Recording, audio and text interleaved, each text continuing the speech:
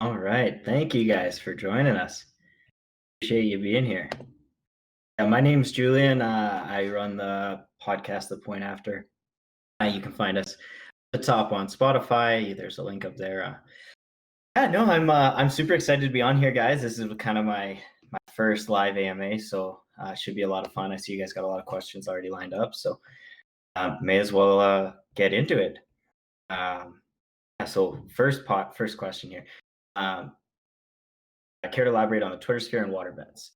So it's something fun that we actually picked up. Obviously, the water bets are from the fantasy footballers, but the Twitter sphere is kind of our own creation. It's a league where everything in the league is decided via trade or via a poll on Twitter. So we drafted everybody that when we drafted, we have 14 accounts. They're all podcast accounts and or content creators, and we just polled our audiences, all of them. All of the decisions that were the highest are the ones that you get, and that's how we built our teams. And so now we're obviously waiting for the season to start. So trades have been a little tricky. We're still trying to figure out how to do that properly. And it's been a lot of fun though. It was a lot of fun drafting and really helped us kind of take off and get our feet under us. And so I'm a huge shout out to any of the accounts that are in that league that are with us right now. So next one, are people underselling Mac this offseason? If their new running back locked in and Mac on a contract year, do you think the Colts will run him into the dirt, or is it just JT taking over as assumed this year? I turn that off. Anyone know how to turn that sound off? Sorry guys, I'm a bit new to Discord. Hey, Jim, how you doing, buddy? Let's see.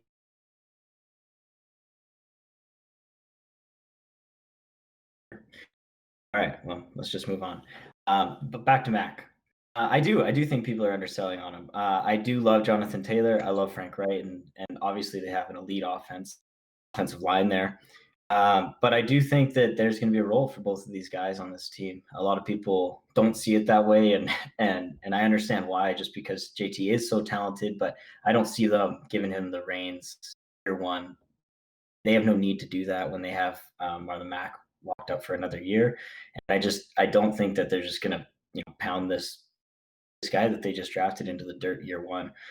And so I'm a bit ish on Jonathan Taylor in redraft leagues. Obviously in Dynasty, I'm still a big fan, but I think his ADP in the 4th round is a little bit too pricey for me. But and I think max value for sure, because I do think that this is going to be a pretty even split. And I think Nyheim Hines has a role as well as the pass catcher. And honestly, it's not super exciting fantasy wise, because I think that you don't know what you're going to get each week.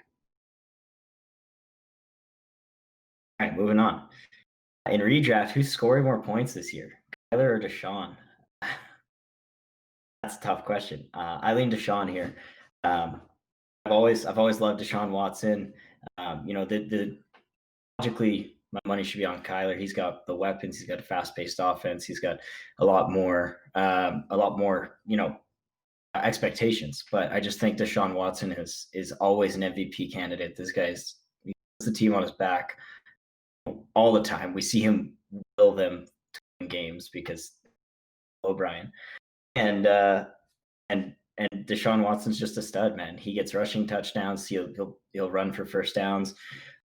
You get that boost with his legs, where you do as well with Kyler, but he's got those weapons. He doesn't need to run the same way that Deshaun's going to have to. So I think for a fantasy perspective, it's Deshaun Watson for me, but real life perspective, I think Kyler ends up better season. Who is the most likely to be the Raiders yardage leader at wide receiver this year? This is a really tough question because there's so many options, right? They just brought in, 2 major pass catchers in Bryan Edwards and Henry Ruggs, and then also got Lynn Bowden who can come out in the slot, and then there's Hunter Renfrow and Darren Waller, and you also got right now, Tyrell Williams. Sorry, my cat. Tyrell Williams, and so I think Derek Carr spreads the ball around a bunch, but I do think that the yardage leader is actually going to be Renfro, as a lot of people here think as well. I don't think he scores that many touchdowns, so I'm not super excited about him, especially in standard leagues. In PPR, I'm still all right with him as a wide receiver 3 flex option. But I don't think that he's their touchdown leader. So it'll be interesting. I'm not too pumped about any of the Raiders receiving weapons because I don't think you're going to get any consistency. But there's a lot of upside. He's got to catch the ball. How do you see more crowded backfields that just added premium rookies? Baltimore, Green Bay, Detroit, and Buffalo. So obviously I answered my Colts one already, but Baltimore, this is going to be interesting as well. I don't think Dobbins has a role this year, but again, why would you force him? Why would you take Mark Ingram out of the mix when he was so electric last year, and will be for a couple more seasons? I think actually, one thing I love about Mark Ingram is people talk about his age, but he's always played in a 2 running back role, even going back to his college years, and so he hasn't had a whole lot of wear where most 31-year-old running backs have, and he's a great teammate. He's a great locker room guy, and they're not getting rid of him. They're not just gonna stop playing him because they drafted J.K. Dobbins. So I think it'll be again kind of similar to how it was last year. Gus Edwards had over 100 touches last year, which I think a lot of those go to Dobbins, and then I still think there's a role for Gus Edwards on that team, and so I think that'll come out of Ingram, and it'll be interesting to watch and see how that breaks down. Green Bay, Aaron Jones had 19 touchdowns last year. It's crazy. It's craziness, and AJ Dillon's going to come in, and he's that powerful back. He reminds me a lot of Derrick Henry, and I think that's what Matt LaFleur's trying to do with the Packers. He worked with Mike Vrabel in Tennessee, and he also worked with Sean McVay, and he's seen what having a strong run game can do. And a lot of people we've mocked the Packers for not taking a receiver in this draft. I mean, I am one of those people as a Packers fan. I hate that we didn't at least get another weapon, but that's not the offense that LaFleur wants. He wants it looks like he wants a power run and let AJ Dillon wear down defenses like Derrick Henry does. So we'll see if it works for them, but I do think that it hurts Aaron Jones. I think it hurts Jamal Williams the most. I still think Aaron Jones is too talented to not put on the field. So he's going to be out there on most downs, and he's not going to get 19 touchdowns again. I think that that Detroit again. I mean, this to me is going to come down to a 50-50. I really think it is. Kerryon's a super talented back. A lot of people see Swift and they just think Kerryon's out the window. That's not how it's going to be. Swift isn't a 3-down back in my opinion, and especially with the Lions' run game and the offensive line that they have there, plus pass protection and whatnot. It's just that's too much for a rookie to take on a team like this. It's a pass-heavy team, and so I'm just not really excited about either of them. I do think that they'll both have their weeks. And then Buffalo is kind of similar to Green Bay. I think Singletary takes a hit, but not much really. He didn't have a whole lot of red zone work last year. Josh Allen took a lot of the goal line carries, and so I think that that's going to hurt Josh Allen more than it does Singletary. I still think he's going to be their weapon for first and second down, or maybe second, third. I'm not sure how they're going to let that play out, but for me, I think Zach Moss is a bit of a bruiser, and they want both of those guys. They want a speed guy, a quick, nimble, and Singletary, and then a bruiser between the tackles and Zach Moss that'll get you 3 yards, 4 yards, and can pound the rock inside the 20. Will Tyrod finish the season as the Chargers' starting QB? No, I don't think so. I'm a big Justin Herbert fan, actually.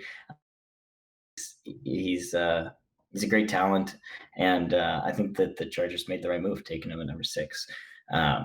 Tyrod will start the season, probably play 6 games, and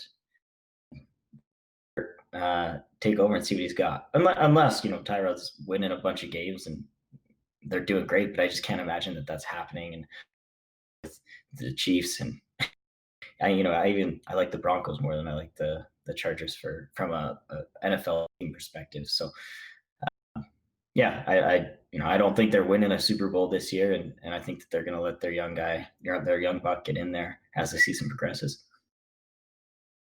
Have you checked out next year's class yet? If so, give some prospects that are flying under the radar. I am not the guy to talk to about Devi at all. Growing up here in Canada, I didn't actually start watching the NFL until I was in my later teens, and so I haven't really done a whole lot of college ball watching. I've only started this year when I started playing Dynasty. Probably not the best guy, but I can get you some friends who know a lot about that. Brandon Cooks versus Will Fuller. Who do you see as emerging as the number one? Consider a better buy relative to their ADP. They both offer different upside. We've seen it. He can give you a 45-point game, but more often than not, he hurts you. And Brandon Cooks, he's had 3,000-yard seasons with different teams. He's underrated, I do believe, because that speaks for itself. It's tough to say, but back to Fuller. The point I want to make out is they're very injury prone. It sucks because he's a great talent, but he can just never stay on the field. And people talk about injury with Brandon Cooks, but I actually was pointed out by my co-host on our that Brandon Cooks has only missed 8 games in his career. Those games came in his rookie year. So 2 of them were last year due to concussions. And I get it. Concussions are, they're a reoccurring thing and they can come back. But, having all this time off, I really think that this is good for the players who are injury prone. Even Fuller that way, it's good to for their body to heal. And I think that Brandon Cooks is just going to be a value.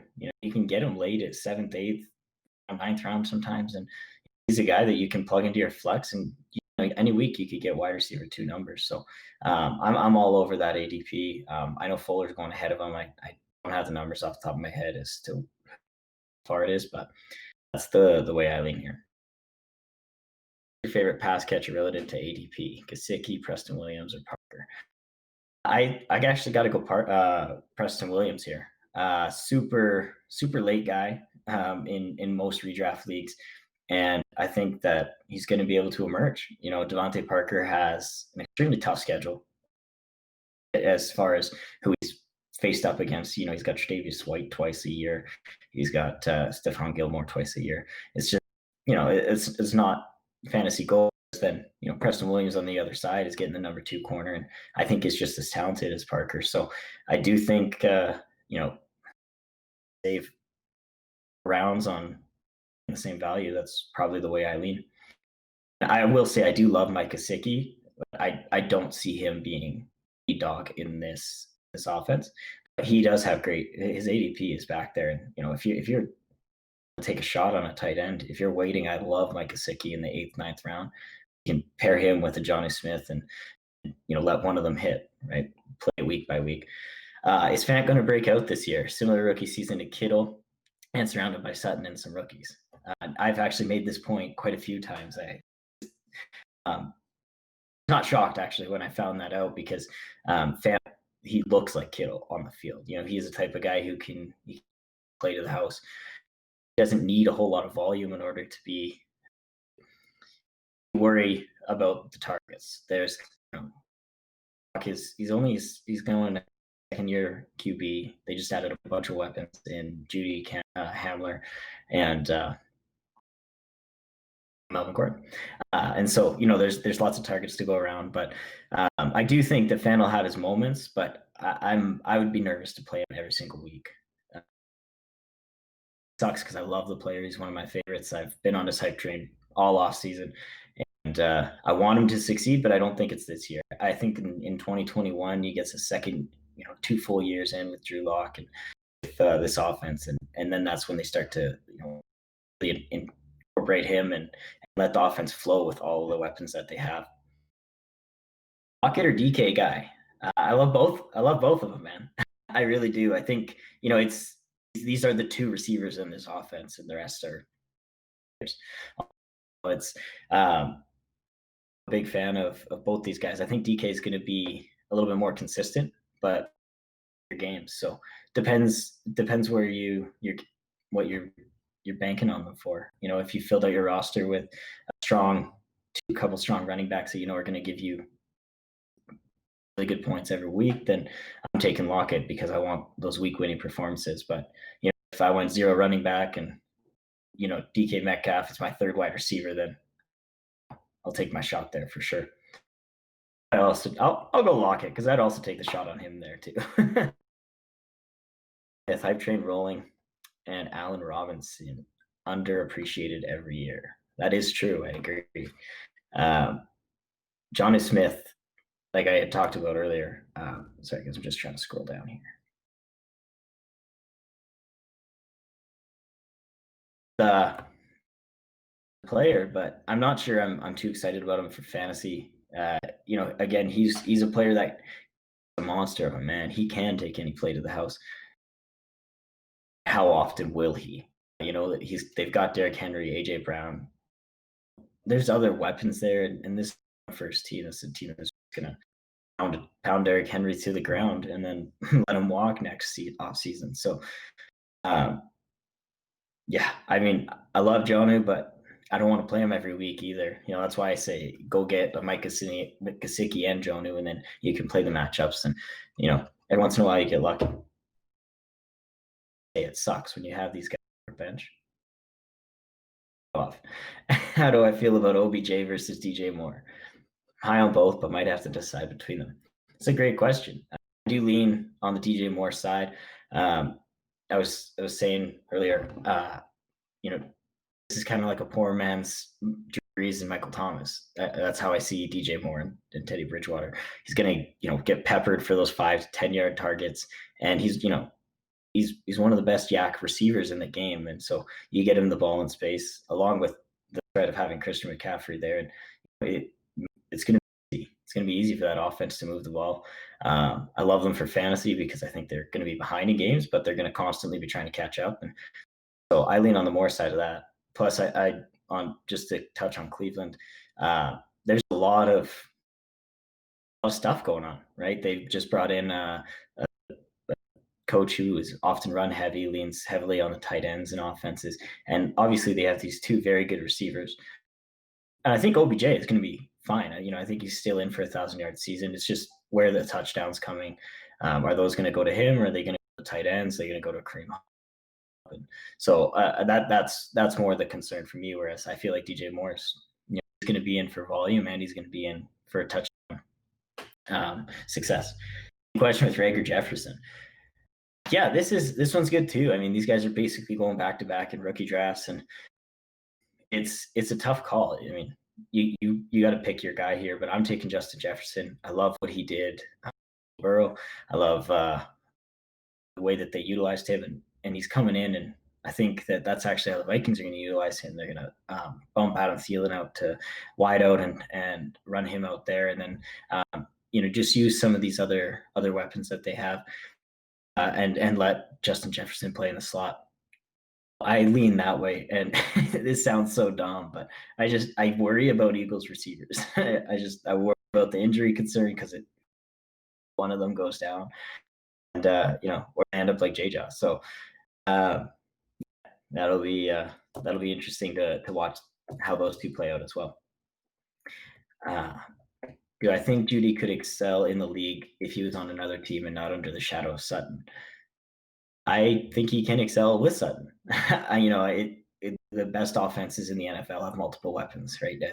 It's last year it was just Sutton, and you could see it, right? He would go up and he'd make these amazing plays, but then there's no one else to throw the ball to, right? It was no Fant's rookie year, and outside of that, it was Deshaun Hamilton. So I think adding Jerry Jeudy, it helps Sutton. It just helps their offense. It helps Lock. And so I think, I took Jerry Jeudy in my Scotty Fishbowl draft in the third 13th round, and I was pretty happy with that. So, I'm bought into him this year. With any rookie, I'm cautious to start them. I want to give it 6 weeks, see how they're progressing. At the NFL level, and then you can start to get comfortable with your starting lineup. Have a chance of becoming the starting running back for Buffalo. He could, yeah. I don't think he does. I talked a little bit about this earlier, but I am a Singletary believer. I do believe in Zach Moss as well. Like, these guys share work, and so I own both of them. So I play the guessing game, but I think you can probably put both of them. You can play. Someone will play both of them most weeks, and they'll probably both have value.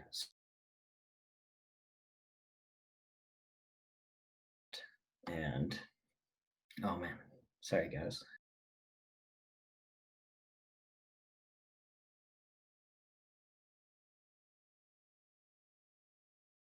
See this year, is he a fade thanks to their new running back? I don't think he's a fade. I wasn't sold on Rojo last year, but sometimes it takes a couple years for these guys to develop. He's still, he's younger than Keyshawn Vaughn, so the rest of development comes, right. You can be taught how to be a better pass protector. You can be taught how to run better routes. But the vision and the athleticism is there, obviously. So I do buy Rojo stocks, but only at a value. Someone who doesn't believe in them, I'll take that for I'll take that all day. But in dynasty, in redraft, yeah, sure. I mean, my RB3, RB4, even, like, I'll take that shot if he hits dividends and he's a top 24 running back. You're laughing. So yeah, I don't think that Keyshawn Vaughn is a huge threat to Rojo, to be honest. I think they do split work, but I think it's more in Rojo's favor. Let's be real here. Fantasy players often find a disparity gap at running backs after round 8. Some running backs around Latavius Murray, Darrell Henderson's range that would take a flex option or bench. Feedback there. Tariq Cohen is one of them that comes to mind. Naeem Hines as well, as a full PPR league. I think still have value this year. Regardless, I think they'll use him in the slot. He's also got kick return value if you guys play with that at all. And so those two for sure. And then I actually like Darrell Henderson as well. I mean, a lot of people are fading him, but the Rams traded up to get him in the second round last year, and then they cut Todd Gurley this offseason just because they drafted Cam Akers, who, yeah, I mean, he's a good running back, but I just don't like, why would you spend a second round pick last year and not use that guy in his second year? Like, that's what I mean. Like, when running backs come into these situations where there's already a starter in front of them, sometimes it's better for them. They don't play their first year, but they learn the ropes and then to start to take on a more meaningful role. About the 12 spot in redrafts, could see yourself taking 2 of Julio Adams, Tyreek, Nook, and pushing right back to the 3-4 turn. Is that too risky? No, I don't think that's too risky. There's still a lot of really good running backs in the 3rd and 4th round. You can grab Mark Ingram and David Montgomery there, and you probably have 2 RB2s, stacked with 2 top 5 wide receivers. So I think that I'm a fan of the no running back, but I don't think that it's the only way to draft. But if you're able to grab, like, my favorite would probably go Adams and Tyreek there. Maybe Julio. Can't deny Julio, man. But you stack those 2, and then, yeah, you grab 2 running backs in the 3rd, 3-4 turn. I don't see why not. Quick thoughts on Geis, AJ Green, Hunter Henry. Redraft, half point PPR. You got to pick the injury prone guys, eh? I'm really hoping that Geis can play full 16 this year. Honestly, even if he plays 14 or 12, I'll be happy. I just want to see him out there. I don't, he's had so much injury history that nerve wracking, but that's baked into his price. For the most part, some people in Dynasty, they're still holding on to his pure talent, which is undeniable. But you got to stay on the field in order to produce fantasy points. So, yeah, I'll take the shot, but at the right price. AJ Green, I've been saying this for a year and a half now, and it hasn't stopped yet. So I don't think he plays another snap in the NFL. just riding that wave now. Like he's every time he tries to get back on the field, he gets injured. He came back, he got the foot injury. Again, he had the ankle injury on a different foot. Like, he's now 32 years old, and like you got to take care of your health. And at some point, I think that his body is just going to tell him, you got to stop playing, man. So, I mean, I hope he plays again because I'd love to watch him play again. He's so good, but it makes me worried. And Hunter Henry, same thing. He's so good. He's still young, so he can get his health in order. But I'm worried redraft wise. If I'm taking Hunter Henry, then I've got to take a Jared Cook or TJ Hawkinson or like another upside guy that I believe I can start instead of him, because I'm not sure that he's going to be on the field for more than 10 games. Ruggs draft capital makes it seem that he's the new. 1 second. All right. Ruggs draft capital makes it seem that he's the new toy to have from the Raiders offense, besides Waller and Renfro. But would you rather have him or Edwards relative to their ADP? With Carr under center grabbing a pricey wide receiver out of that offense seems meh. No, I definitely agree. If you're buying Ruggs, it's because he's a value, and you're able to take the shot, because otherwise his price is too high, and the value doesn't happen very often. So, most people, especially in dynasty leagues, if they want to undrafted Ruggs, it's generally because they believe in him. They either moved up to get him, or he fell to them at what they thought was a value. So you'd have to pay a premium on that. So yeah, I'm a bit nervous, especially in redraft leagues. For, like I said, rookies in general, I don't want to start them in the first few, at least 6 weeks, unless they've really shown me something off the hop and are, every week they're consistent. But yeah, I would rather have, out of Ruggs or Edwards, I actually own a share of both of these guys. And I love Bryan Edwards' talent. He's, a little bit, there's their injury concern of for the future. But as far as talent goes, I think this guy has the ability to be a wide receiver one for their team. A really elite player, with his route running and just his physical stature as a player. I love Bryan Edwards, man. And don't get me wrong, Henry Ruggs is fantastic, but a guy with that kind of speed, to me, is the kind of guy that you want to use downfield. I don't want to use him as more of a possession guy, that's where I have Edwards slotting in for them. Do you expect the rookies of the 2020 draft class to be up to date with NFL gameplay with shortened preseason? No, not at all. I think that all rookies get a fade without the preseason happening. Which, it's a bummer because a lot of us want to play these guys, but I'm worried to start the season off. Obviously they can do what they can. Some people will still be able to translate, but we see it every year with players that play a full season that they still can't get it figured out. So, without any preseason leading into it, it'll be tough for some of these guys. Christian Kirk listed as a dynasty buy. How does the addition of Nook sway your opinion, if at all? It actually doesn't that much. It actually becomes more of a buy because, as we had said earlier, the best offenses in the NFL have two great options. And so Christian Kirk, to me, he's not the type of receiver that can be an elite wide receiver one. So to me, going out and getting DeAndre Hopkins just makes sense because Kirk fills out the Fuller role. He's a fast, a freak athlete guy that can get downfield, and Kyler's going to be able to find the open guy. I think that, yeah, he is a dynasty guy because now people are fading him because of the addition of DeAndre Hopkins. But we've seen so many teams be able to produce two great wide receiver fantasy options. I don't see how the Cardinals aren't able to do it with that fast-paced offense. He listed as a dynasty buy. You keep keeping him there with the injury concerns, or would you prefer grabbing Ayuk in more leagues? Maybe yes to both. Yes to both is the correct answer for me. I do love Ayuk. I was worried about, he reminds me a lot of Deebo Samuel. coming in, I figured that's Debo's role, and Ayuk will have his moments, but I think Debo's the wide receiver one for this team. So um, is able to now come in, build some rapport with Jimmy Garoppolo, and start to get their offense figured out. And when Debo's back, I think that both of them are going to have value, right? It gives them more weapons across the entire field. Now you've got Kittle and Debo, as well as the elite run game. So I would say both of them are buys, but I think Debo is. It's tough to say. I mean, who's cheaper right now? I really don't know. I think I still probably a little cheaper, but um, you know, Debo's trending down because of the foot. So if you can take advantage of an owner who's nervous about it, then do it. I mean, one reason why robust running back isn't the most optimal draft strategy this season.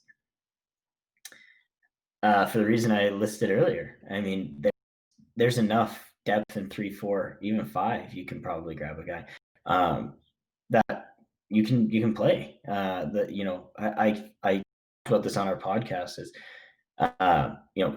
my dynasty team this past year, I went into my championship with James White and an injured James Conner, and so that was a move I made to get James Conner. But prior to that, I had David Johnson, and so I kind of had to adapt to the no running back team last year, and so I was able. I had Chris Godwin and Deebo Samuel, who emerged obviously at the end of the season. So and then George Kittle, and so I was able to build enough weapons around my running backs that I didn't need to go get an elite one because I had elite options elsewhere. My one reason. Otherwise, draft as many running backs as you want. Do you have any particular player you've keyed in on that's going currently undrafted in most leagues, but you're taking it in the final round as a flyer? There's a lot of guys that can fill this role. There's, in redraft leagues, most rosters don't go past spots regardless. So, I'm Scotty Fishbowl, and we're in the 22nd round, and I'm still finding value. So I think there's guys all over the place, but one of those guys would be Preston Williams. Another guy I love, and obviously with the Kelvin Harmon news today, is Steven Sims Jr. I think he can really emerge as that slot guy. Dwayne Haskins, he can be that safety net, and Terry McLaurin is obviously an extremely talented player, and he's insanely fast. and that's where they're going to get him the ball, is downfield and in space. And Sims is going to be that underneath guy. So I love him in PPR leagues. And then, I mean, I think I'd have to pull up the ADP in front of me and just see who's back there. Another guy that tight end that maybe stands out would be Will Dissly. If you're looking for a real deep late sleeper, super talented, but obviously he's had quite a few injuries, so that's the risk you run. Leonard Fournette an RB1 this season. If not, what's holding him back from repeating last year's numbers? Yeah, this is actually a tough question, but I don't think he is an RB1 this year. I think that he's not going to see the volume that he saw last year. He saw over 100 targets. That's not the Leonard Fournette we've seen in the past. And I mean, it was a new coach, so maybe that is what we're going to see in the future. But regardless, I don't think that that offense is going to revolve around him like it has in the past. And I do think that Raquel Armstead is going to carve out a role for himself. So I just don't think the volume's there. And honestly, I'm not sure how good the running back he is. I mean, I think back there was a game last year. I think he had 67 yards total and 66-yard touchdown on 20 carries. And so just look at that and that worries me. Plus, I feel like his bones are made of glass, and he stayed healthy all last year, but I do worry when he's got 2 seasons where he had multiple different injuries. Gotta fly. But what's coming? What's your favorite metrics when it comes to making fantasy football decisions? ACR or something else? I gotta update my fantasy football knowledge because I don't know what these terms are. uh, I'll have to ask you about that one later.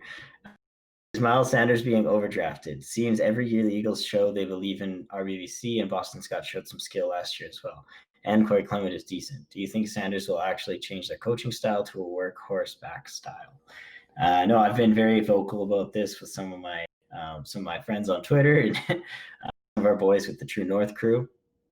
And I love Miles Sanders as a talent, but when I go back and I watch tape from last year and I look at their overall play style, Miles Sanders was used a lot in the slot, especially once all the receivers went down.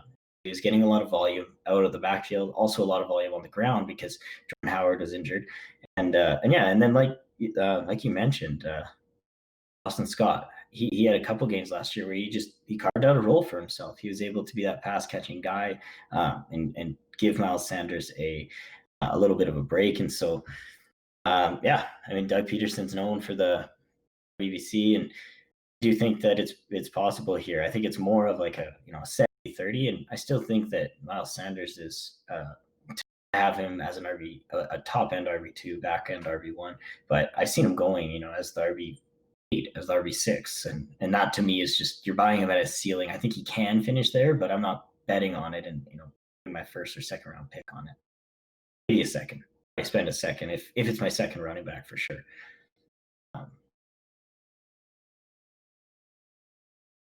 Right. We've previously ranked Hooper fourth in Dynasty tight end drafting. With his move to Cleveland, sticking there or fading behind Fant and Co. He does fade a little bit for me. It's not a huge fade. I know a lot of people are skittish on Hooper going because there's other weapons there and there's lots of analysis, as we say in the industry. But thing I got to say is Stefanski's coming over, and this guy's known to run two tight end sets, two tight end, two wide receiver, or two tight end, two running back, and so I think that Hooper still does have that fantasy value. We look at what Kyle Rudolph was able to do in Minnesota last year. Austin Hooper's a far more talented catching tight end than Kyle Rudolph at this stage in his career. So I do think that there's a role for him. They made him the highest paid tight end in NFL history. I mean, why would you do that and then not? It doesn't make sense. So follow the money. That's what I've always done. And by the way, I do love Fant. We have no Fant as our tight end 5 in dynasty end rankings because he will be an elite tight end, but I don't think it's Mariota, who has a starting position by the year's end, or is Lynn Bowden just going to do his Kentucky thing out in California? No, that's a good question. I think that there's a world where Gruden does he gets Lynn Bowden in there. He lets him run some snaps out of the quarterback position. They run some wildcat maybe, but let him throw the ball a bit as well. So that'll be interesting. But back to the Carr Mariota, it's an interesting debate. I'm actually on Mariota taking over side, and a big reason for it is Jim. If you're still in here, talked about this a bunch, but they've got the Raiders just got a terrible schedule to open up the year. There's really only their first game is against the Panthers, and that's the only game that really seems winnable. They got Kansas City, and I think they got the Chargers in there as well, and so it's not looking great. And if they go 1-5 and come back after the bye week 1-5, why doesn't Gruden let Mariota have a shot? Change the offense up, let him use him the way that he was used at Oregon, let him run the ball a bit, let him be that type of quarterback, and then you can throw Lynn Bowden in and let them complement each other. So that would be cool to see. But as far as Carr's talent goes, I mean, he's putting up MVP numbers 2 years ago. I think that he is slept on a little bit hated on. Due in part by me. I'm no saint here, but I think he's a good enough quarterback, but I don't think that it's gonna work out for them this year. All right, you've mentioned you actually like the zero running back. I did, so maybe no pros. So maybe pros and cons you see of besides as I keep reading. All right. Yeah, no. Yeah, pros cons. I kind of went over it a little bit earlier, but Jim, how you doing, buddy? Yeah, I pros. You get two elite running backs, sometimes even three. Right? They're your workhorses. They're somebody that you can rely on. Um, now you go zero running back, and you can bang off four top 10 wide receivers. I mean, the points you're going to get on that out of those four players is going to could far exceed what you get out of a running back you draft in the second and the third, or the first and the second. And you got four elite receiver options. So, what's my cat's name? His name's Otis. Yeah, so I went over that already, so I'll leave it there. Do you think Jamal Williams could succeed elsewhere if he was traded from the Packers? Is he worth keeping in Dynasty? Yeah, I mean, I think he's kind of locked into that perennial RB2 for your team. But I think that we see players like that have fantasy value all the time. So I think it's possible. He had fantasy value last year. He's still a young player. I think he's only 24 or 25 years old. So yeah, I think he's worth keeping in Dynasty. But if someone wants to pay for him, then let him go. How do you compare Chris Carson to running backs like Kenyon Drake, Todd Gurley, and David Montgomery? Those guys are all actually kind of in the same tier for me. I do have Kenyon Drake one tier higher than them, but I think with Chris Carson, Todd Gurley, and Montgomery, you got big upside, right? You've got I think with both Gurley and Carson, I think you have top 5 upside just in the offenses that they have now been thrust into. Well, Gurley at least. Carson, there is the injury concern, but there's also a penny behind him. And I love DJ Dallas, but I'm not sure he's going to come in and take Carson's job. So, as far as a fantasy perspective goes, as long as he's on the field, he's going to be a great fantasy option in a run-heavy offense. Kenyon Drake, yeah, like I said, I got him a tier above all of these guys. I love what the Cards are doing, and I think that I don't expect him to have the 30, 40-point games that he had at the end of the season last year, but I do have him slated as a back-end RB1, somewhere in the 12 to 10 range. And yeah, I think that's a realistic outcome for him. But the best part about Kenyon Drake is you can draft him a little bit further back in redraft leagues.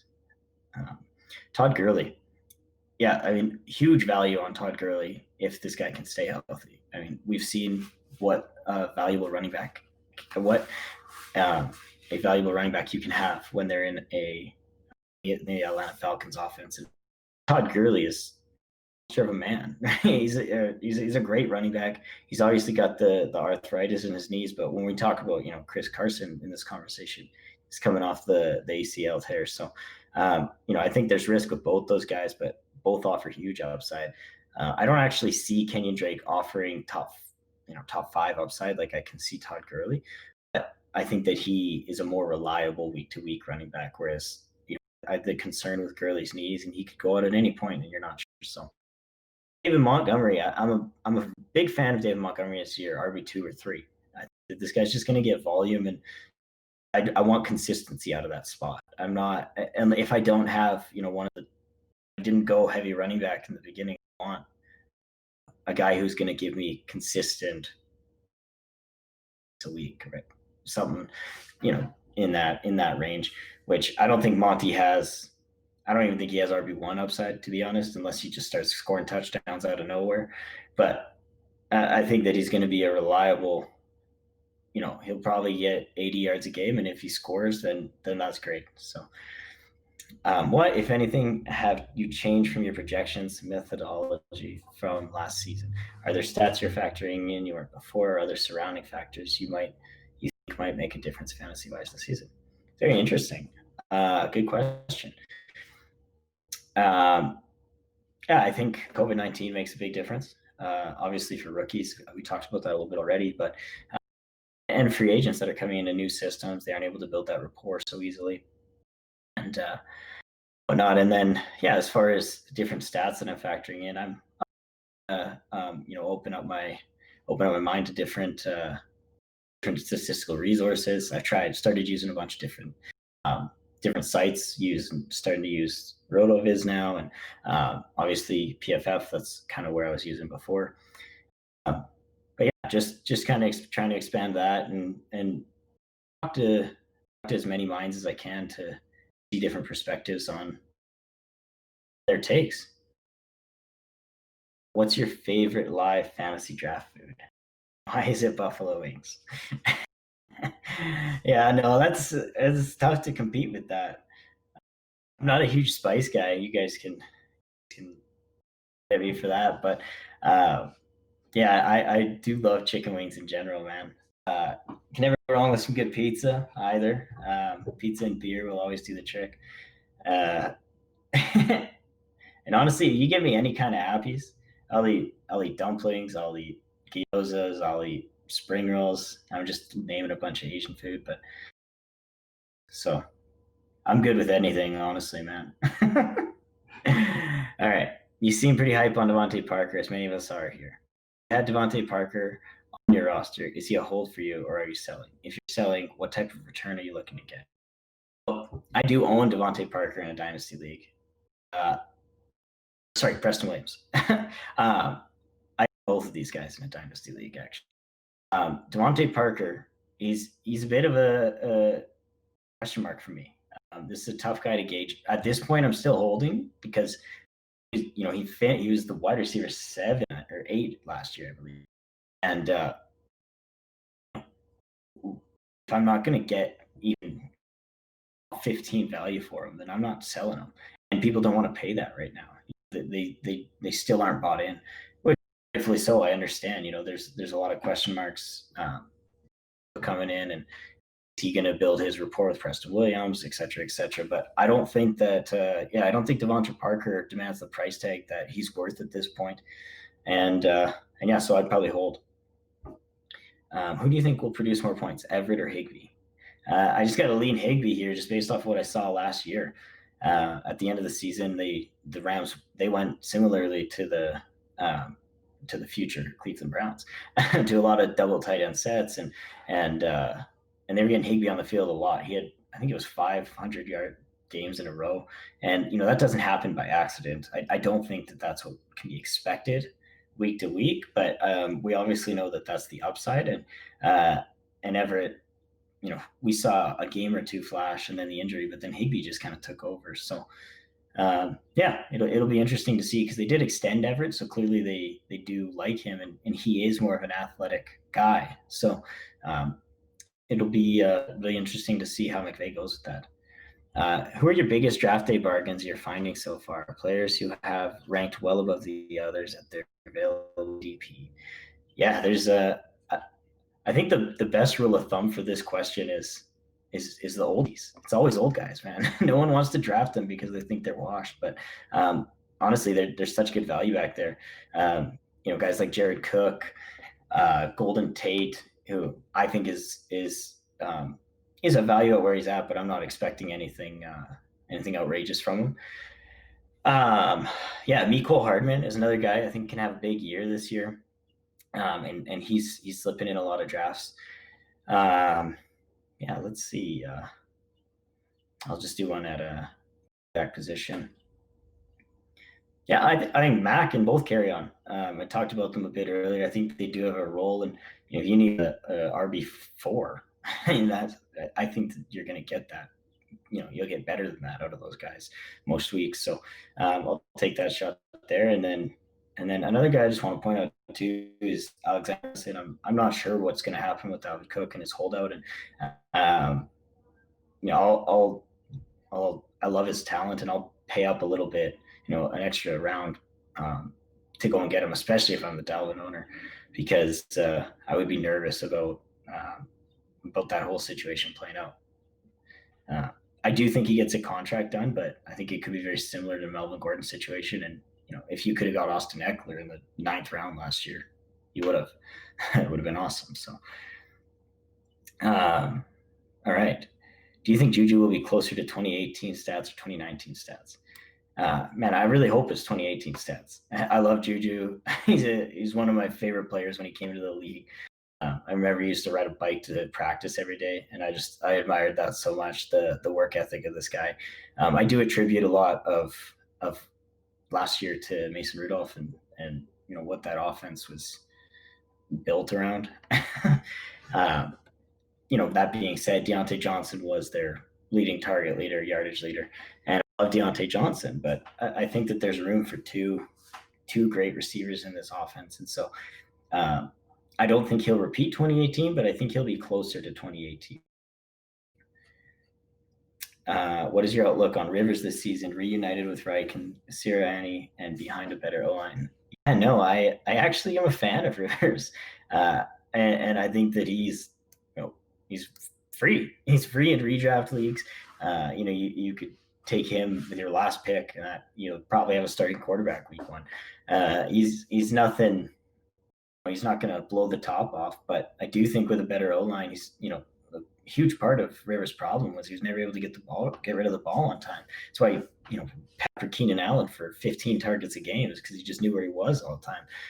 And I do think that behind a better O line, in a better offense, I'm actually, that's why I'm a big fan of Nyheim Hines too. I think that they went out and they got Michael Pittman, he's a big body guy. We know that Philip Rivers loves that. We saw Mike Williams score 10 touchdowns in his rookie year 2 years ago, and had over 1,000 yards last year. So, I think that there's a world where Philip Rivers can be a reliable fantasy option. Where are we? Let's move up a little. All right. Okay. I've been liking a lot of tight ends going extremely late, if not undrafted in redraft. Guys like Irv Smith, Blake Jarwin, and Eric Ebron. Do you think the tight end depth is good enough this season to fade the guys going in the top 12? Yeah, I think that that happens almost every year. There's tight ends that it's a tough landscape to predict weekly, and so every year there's tight ends out of nowhere who have 25-point games, and they're the tight end 2 on the week, and it's your Keaton Smith or Ross Dwelly, right? But that being said, I think 3 of those guys are Smith, Blake Jarwin, and Eric Ebron can be fantasy options. The question is will they? And I love Irv Smith. I think they use him in the slot quite a bit as well. He's less of a tight end. He reminds me more of a wide receiver than tight end, and Blake Jarwin's a bit that way as well. But he's just a bit bigger, but he's an athletic guy. We saw what Jason Witten was able to do for so many years with Dallas, and new head coach Mike McCarthy he's never used ends well, so that is a concern for me with Jarwin, and having great wide receiver options and Zeke. I don't think that they're going to force feed Jarwin targets. I do worry a bit that way, but as far as the talent level goes, I think that's okay. And then Eric Ebron, man, I'm not excited about him between the 20s, but it's going to be a red zone machine. He had 10 touchdowns 2 years ago. He's still only 26 or 27 years old, and we've seen Big Ben use big body guy. He also had around for quite a while and whatnot. So I think Eric Ebron can have a role. I'd probably take 2 of these guys. I want at least 2 of them because I'm not relying on them to play every single week. I'll let them play when I like the matchup. Does anyone sacks than Matt Ryan this year? Probably not, man. Maybe Gardner. I hope not, because I just took him in Scotty Fishbowl. He's at least agile. But no, I think Matt Ryan's a pretty big candidate. I think Tom Brady's up there too. A great O-line that they got over in Tampa Bay, and he can't really move to get out of the way. So yeah, that'll be a fun one to come back to and look at the end of the season. If you own Drake, are you riding him through the season, or are you selling in anticipation that Arizona starts incorporating Edmonds? How long into the season do you think? Question 2, I actually own Drake in 2 separate dynasty leagues, so I'm on board with him. I am looking to sell him, but not dying to sell him. I do think he has a great year this year, and then next year comes a whole different set of problems. If you have Drake, make sure you have Edmonds and that's the big thing, because if you're holding him and he leaves in the off season, and Edmonds takes over, or now you have and he goes and gets a lead job somewhere, then you have two starting running backs for the price of one. So yeah, I think I'm holding him unless somebody really gives you an offer that you love. Um, but yeah, I do think that they incorporate Edmonds in throughout the year, but I think it's more so it's Drake's job to lose. Name 3 late round running backs you're targeting and why. Cheers. All right, late round. Let's go. Mark Ingram. I think he's ADP's in the back of the 4th, early 5th. I'll go David Montgomery, kind of in that same tier. And then Jordan Howard is another guy I love late. I think he's being heavily undervalued. And I think he can finish as a wide receiver or running back 2 this year. I really do. He's just going to have a lot of volume. Maybe not a lot of volume, but I know that there's no one else there right now. Last year, Ryan Fitzpatrick was their leading rusher. And Jordan Howard has had, I think, he's had 2,000-yard receiving or yard rushing seasons, and last year obviously the injury happened, but he was great before the injury. So people are really fading him, and yeah, I think he's a fantastic late round. You can get him in the 7th, 8th round in most leagues, in redraft leagues, and in most dynasty leagues, you're able to buy him for back end second, or send to get Jordan Howard back. And anytime you can get a return on a running back like that, they're just harder to come by. So that's great. Okay. Why is everyone sleeping on Wendell Smallwood? Yeah. I'm just going to leave that there. All right. And we know you have plans that you absolutely need to be on time for. So can you cap it here? Plug your content time for us. Anything exciting coming up? Well, I actually quit my job 2 weeks ago, guys. So I got a new job opportunity I'm super pumped for. And I am going on a little vacation before I start there. So I'm going to be releasing a couple articles while I'm out there. I'm going to dig into some hype train ADP and see how often it pays off, how often it hurts you to buy into the hype. And yeah, make sure you check us out on Twitter at the Point After FF. Follow our True North crew. Huge to all you guys over there and everything that we're building. We got a vision, and we're excited to keep. So, shout out to you guys. That's at True North FFB on Twitter. Down here, and then you can find us as well on Spotify, pretty much anywhere you find your podcasts, except for Apple, because we've had a lot of troubles getting.